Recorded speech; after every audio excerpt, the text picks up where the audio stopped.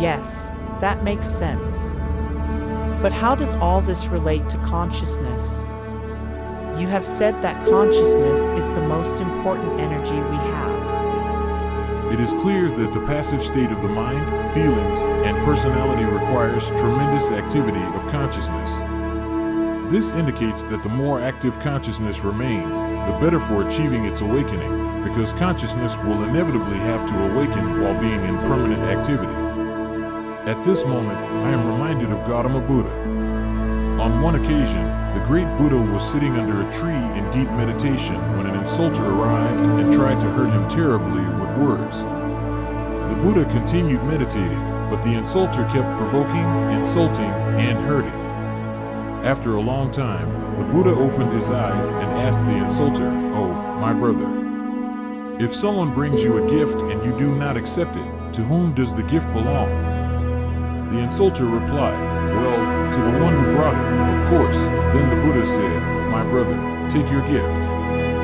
I cannot accept it." And he continued meditating. Therein lies a lesson as sublime as it is beautiful.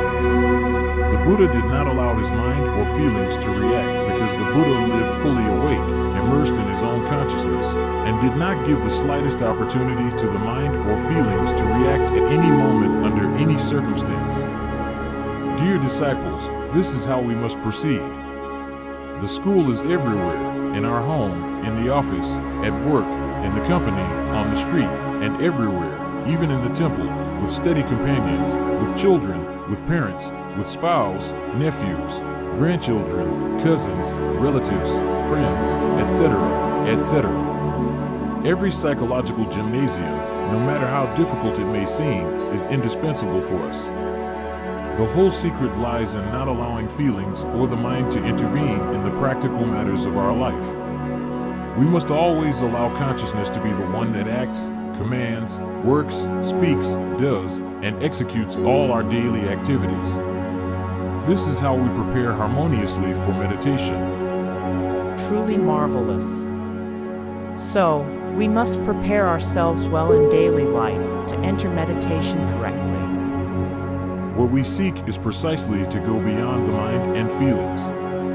And this is possible if, in practical life, we have trained intensively and prepared ourselves for these marvelous purposes. During meditation, we must unblock the essence, the best that we have within us. Precisely, this essence is bottled up among the inhuman elements, among that compound of psychological aggregates that constitute the I, the myself, the ego. It would not be possible to experience the real, the truth, what truly interests us all, if we do not manage to extract the essence from the ego. As we are, we cannot experience the real. We will always live in the world of dreams, in the intellectual, instinctive, emotional, motor, or sexual centers. But we will not be able to experience the truth in any way. The great Kabir Jesus said, "Know the truth, and the truth shall set you free." The truth is not a matter of theories. It is not a matter of belief or disbelief. Nor is it a matter of concepts and opinions. For example, we could form an idea about the sun, and it could even be dazzling. It might even approximate what the sun really is. But it would still not be the sun. Similarly, we could form multiple ideas about the truth and still not possess that truth. When Jesus the Christ was asked, "What is truth?" he remained silent. When Gautama Buddha was asked the same question, he turned his back and walked away. The truth cannot be defined with words.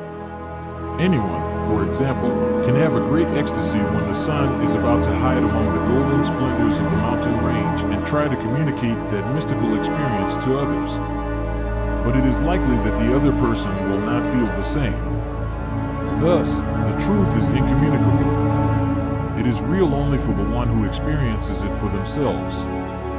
When we manage, in the absence of the ego, to experience the truth, we can evidence an element that radically transforms, an element of extremely high voltage. But we must put consciousness to work so that it completely replaces the mind and feelings. It must be consciousness that functions. Consciousness must become integrated within us.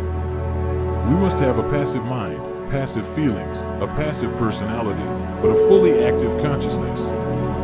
Understanding this is indispensable to becoming practical in meditation.